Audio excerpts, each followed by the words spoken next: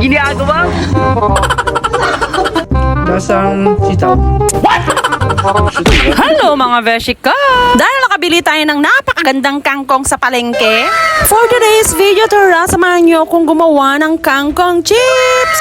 Dahil nga bihira lang tayo makabili dito ng malalaking dahon ng kangkong dahil karamihan talaga sa supermarket ay talaga naman malnourished, mga maliliit. So ito na yun unang gagawin. Syempre gagawa tayo ng pangbabad natin sa dahon ng kangkong para naman mag-crunchy ba.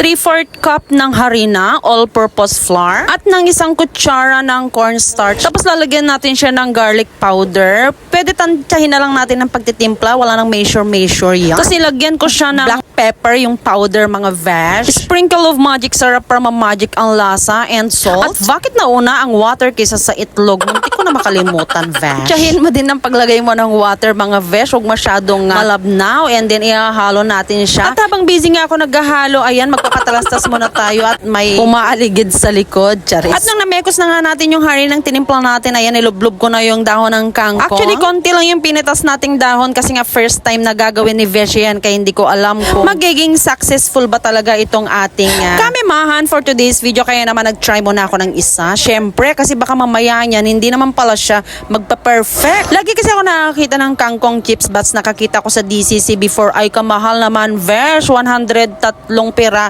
I mean, 3 sachet ata yun. So, kaysa naman mag-spend tayo ng ganung kamahal, ay gagawa na lang tayo dito sa bahay. Aba, malay natin. At ayan, yung unang isinalang ko na isang piraso ay parang may crunchy naman siya paglagay ko ng strainer. Kaya naman dinalawa na natin. At ito try talaga natin kung magpa-perfect nga ba talaga itong ating kadramahan sa buhay. At kitang-kita nyo naman, Vesh, talagang kapit na kapit yung ating tinimplang pampakrispy sa kanya. Kaya naman itutuloy na natin ang pagpa-fry kasi mukhang aabutin tayo na isang dekada nito dahil napakalaki naman talaga ng lutuan ko. Ano? And this is the final product mga Veshi. Sa tingin nyo, ano kaya ang kinalabasan ng ating memes for today's video? Ayan, pasayo-sayo pa ang Veshi nyo, ha? Check nga natin yung lutong nito. Dapat yung nahanginan na.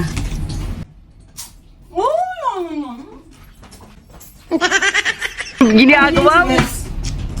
Tingin mo eh. Stress mo eh. Maglalagay tayo ng cheese. Narinig nyo naman yon. Hindi na kailangan sabihin pa. Kitang-kita nyo naman. Sinasabi ko sa inyo.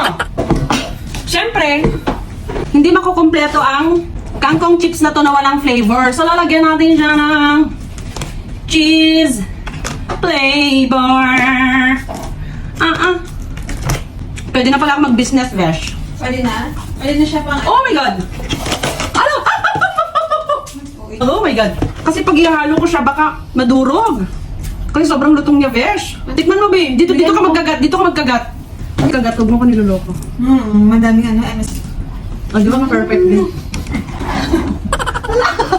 Ano, super conscious yan. I told you. Pampulutan yan. Ang pulutan nga to. Alam mo na yan. Hindi mo na kailangan sabihin pa. Tama ba itong paghalo-halo ko, Vesh, ng last? Ay! Oh my God.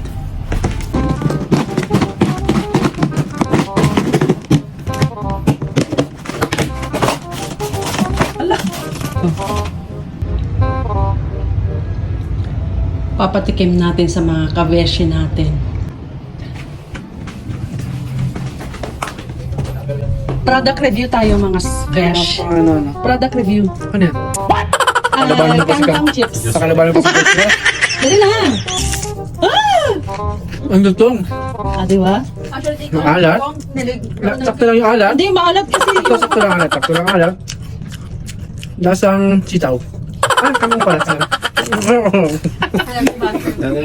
Ako, Bi, tagal-tigilan mo ako sa lasang sitaw, ha? Natin yan. Oh, shoot lang. Ang kagat gulay agad. Sarap. Shit.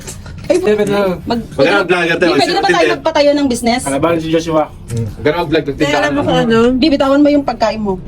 Alam mo kung ano, te? Ang, Napadami yung keso ko, Bi. super naman. Alam mo, yung pinakamayat na ginawa mo dyan? Paano pinalaman? Bi, hindi mo pang hinangat nga. Totoo. Ala, ano man. Sarap na. O, dito na yan. Pwedeng chicken parang... Papalutan ba yan? Mano-mano, ginawa ko to kaya tagal-tagal. Pero may ilang piraso lang to. Dapat sa Ba't kasi yung pinakamahirap yung inaano yung niluluto? Di ba ang sarap? Tatalunin ka natin. Mamano-manuhin ko yung Kaso mamantika, Bin, oh. Huwag na malunggay, Bin. Ay, mahirap na. Kalim. Tsaka ni gamitin mo, Bin.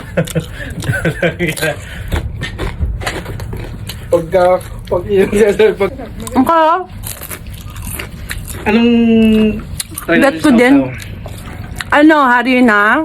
Hindi, sausaw nga suka. Ano ba yung nilagay ko dito? Harina. Ano pa yung nilagay ko, Bi? Garlic powder. Paminta tsaka asin. Tapos konting ano. Suka din. Ay, cheese powder? Tapos mangga.